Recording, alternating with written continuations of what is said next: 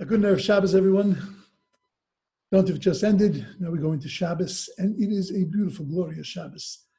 This is Shabbos Mevarchim. It's the Shabbos where we bless the new month of Iyar. Rosh Chodesh will be next Friday in Shabbos. And when we say the bracha of Birchas HaChodesh, so we never really know what's going to be the next month. And we really have no idea what's going to be the next month. And it just gives us an impetus and a great ability to be able to daven for a month that is going to be filled with blessing, a month that is going to be filled with newness, with rejuvenation, with strengthening. It just gives us something to really focus our tefillas on, focus our davening on. Also knowing that we have another opportunity to start over again, to start ourselves. We had one Rosh Chodesh Nisan. 2 weeks later, we had with Pesach. Then we go into Shabbos. We get to uplift ourselves again. And then we go into Rosh Chodesh, and we get to completely change ourselves. And to start over and start afresh. It's just a beautiful thing to go into Shabbos with. Beautiful thing to go into Shabbos parshas Shmini. This happens to be one of the most perplexing parshas in the Torah, in the sense that it has the most difficult reaction to any event that takes place in the Torah.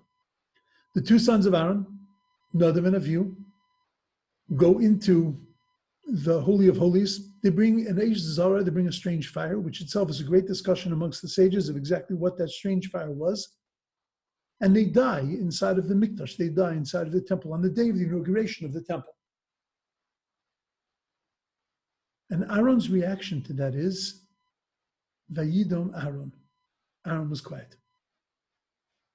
Very perplexing reaction.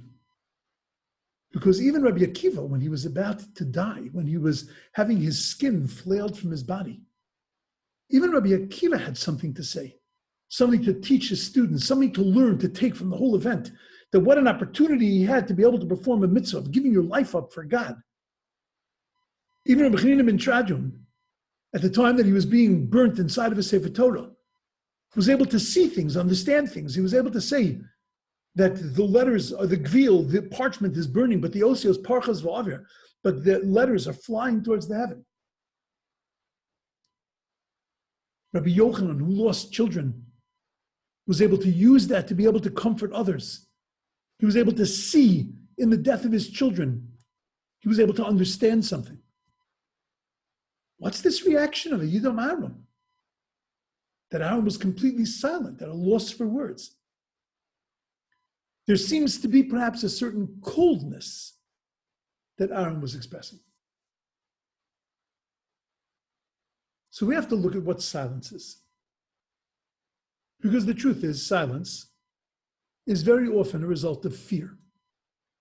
That we're so in awe or so afraid of what's happening that we can't find the words. They're sort of shocked out of us.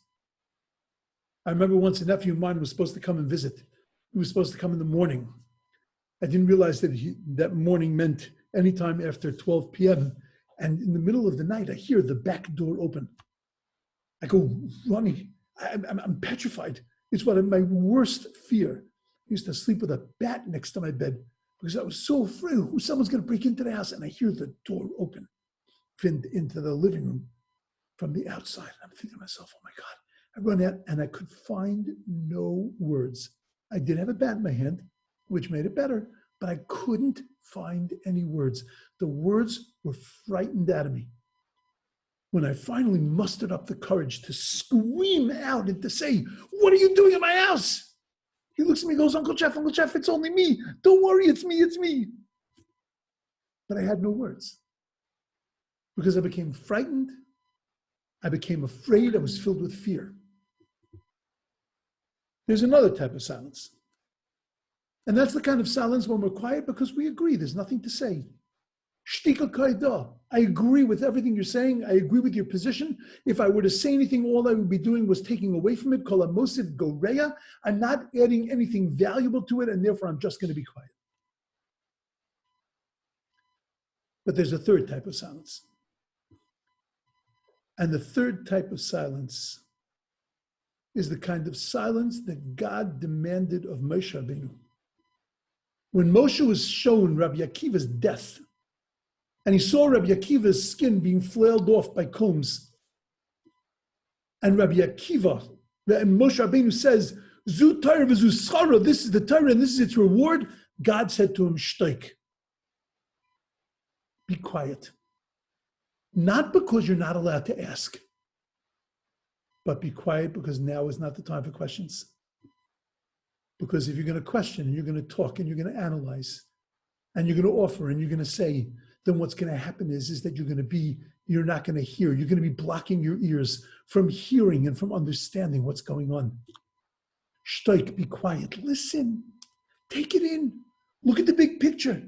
See what's going on. Understand. Get a little bit of an understanding, a little bit of a lay of the land. And then you can start to offer an opinion. Then you can start to do something with it. You can start to analyze it and look at it. And sometimes that period of shtoik is a very long period of time. For the Holocaust, we're still in the period of shtoik. We're still in the period of silence, of a Yidam Aaron, of trying to assimilate and understand. And certainly of what we're involved in now in the corona. We're in the period of shtoik. Just be quiet. Stop talking. Stop analyzing. Stop preferring. Just listen. Take it in. Feel it. Try to bring it inside, internalize it. Learn some lessons, but do that internally. It's not the time yet for the global analyzation. It's not the time yet that God is telling us this and God is telling us that. We have things to learn from it, that we have to learn. We have to take that in. But we'll take that in if Vayidaim Aaron, if we're silent and listening and paying attention and watching and being mature about the things we see. We just experienced a Pesach that somebody mentioned to me that they were embarrassed to say that it was the most beautiful Pesach they had. It was missing much of their family. It was missing all of the guests and the friends. But it was so filled with meaning. Because Vayidam Aaron. Because they were silent and watching and listening, being in the moment. Taking and experiencing what they were going through right now. And in that way, they were able to make it something incredible and meaningful. The Mishna says, "Lamatzasi l'guf toiv." I didn't find anything good for the body, elo shtik, except for silence, which is an amazing statement because you would imagine I didn't find anything good for the soul other than silence. Silence is the best thing for the soul, though it's the best thing for the body also. Because the best thing for life, it's the best thing for living. Be quiet, listen. The world has so much to teach us. The Torah has so much to teach us. Life has so much to teach us. God has so much to say to us. Be silent. Listen to what he's saying. The silence of Aaron was not the silence of coldness. The silence of Aaron was the silence of listen. Pay attention.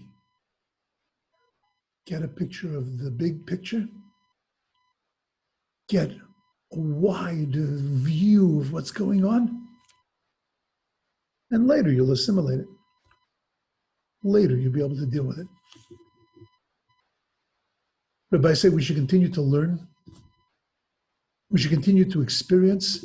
We should continue to be in the moment and to grab everything we can from every moment that we are experiencing, every change, every newness. Because everything has something to teach us. From everything we have something to learn. It should be an amazingly beautiful Shabbos. It should be one of the last Shabbosos that we spend alone. But halavai, that when we come back together, our Shabbos should be as beautiful and as meaningful as so many of us have made them now. The month should end with bracha, with blessing, and the new month should begin filled with bracha and blessing. Should have a beautiful, awesome, amazing Shabbos. Shabbos.